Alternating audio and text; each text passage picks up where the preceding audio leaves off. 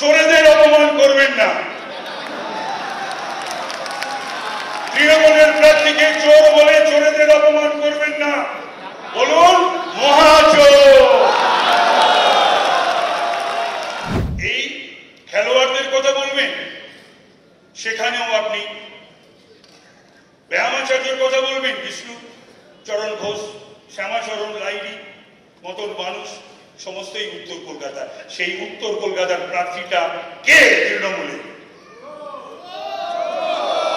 না না, এটা বলবেন না, চোরেদের অপমান করবেন না। তৃণমূলের প্রার্থীকে চোর বলে চোরেদের অপমান করবেন না, বলুন মহাচোর।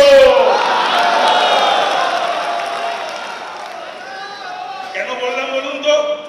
আপনারা তো রোজ ভ্যালি জানেন, কেউ কেউ সাইকেল বলে, স্টপকক বলে, বই বলে। না, আমি খুচরোতে যাব না। একটা কৃতিত্ব দেখুন, ক্রেডিবিলিটি দেখুন। একটা মানুষ, আমি যেমন, আমার 51+, 52 বছর চলছে পলিটিক্যাল লাইফ। আমার বন্ধু, আমার ভাইরা, আমার সহকর্মীরা, তারা 50 বছর আমার রাজনৈতিক জীবনের সেলিব্রেশন করেছে কিছুদিন আগে। আজকে কলকাতা উত্তরে তৃণমূলের কর্মীরা দুর্নীতির 50 বছর ওদের প্রার্থী সেলিব্রেট করতে পারে। বলুন কেন বললাম এই কথা? জিজ্ঞাসা করবেন তো। 1973 সাল কংগ্রেস সরকার, বহু পুরনো ভাগু জিনিস একটা আগে থাকে। সেই সময় সবচেয়ে বড় স্ক্যাম কি ছিল? During Congress regime, from 72 to 77, in the year 73, there was a scam, wheat brand scam. ঘুষি কেলেঙ্কারি, সেই ঘুষি কেলেঙ্কারিরও নায়ক ছিলেন এই তৃণমূলের প্রার্থী। সুতরাং 50 বছর ধরে দুর্নীতির সঙ্গে যুক্ত। মানুষের সঙ্গে দেখা করেন না, কর্মীদের সঙ্গে দেখা করেন না।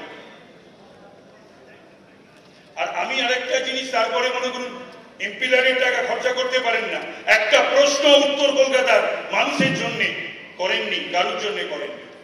আমার অবাক লাগে, বাংলার মাননীয় মুখ্যমন্ত্রী তিনি এখনো কি করে ছুটে বেড়াচ্ছেন, বক্তৃতা করছেন, বিজেপির বিরুদ্ধে সভা করছেন। তার মনে হয় না, তার লজ্জা হয় না যে তার দুজন ক্যাবিনেট মিনিস্টার জেলে, দুজন বিধায়ক জেলে, পুরো শিক্ষা দপ্তরটা জেলে, শিক্ষা আধিকারিকরা জেলে, শিক্ষাবিদেরা জেলে। বাংলা শিক্ষা ভাবা যায়?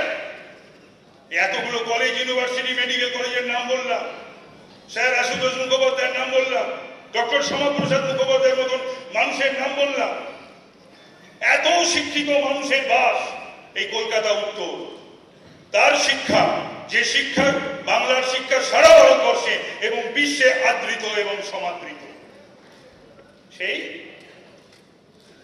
শিক্ষাকে জেলে পাঠিয়ে দিয়েছে মুখ্যমন্ত্রী মমতা বন্দ্যোপাধ্যায়। উনি নাকি কিছু জানেন। এই যে এত চাকরি চুরি, চাকরি বিক্রি, কলেজে ভর্তি থেকে চাকরি না, সিপিএম অনেক অত্যাচার করেছে, আমার এই 2-3টে ইলেকশন লুট করেছে, কিন্তু সিপিএম চাকরি বিক্রি করেনি, যেটা তৃণমূল সরকার হাজার হাজার লক্ষ লক্ষ চাকরি বিক্রি করেছে।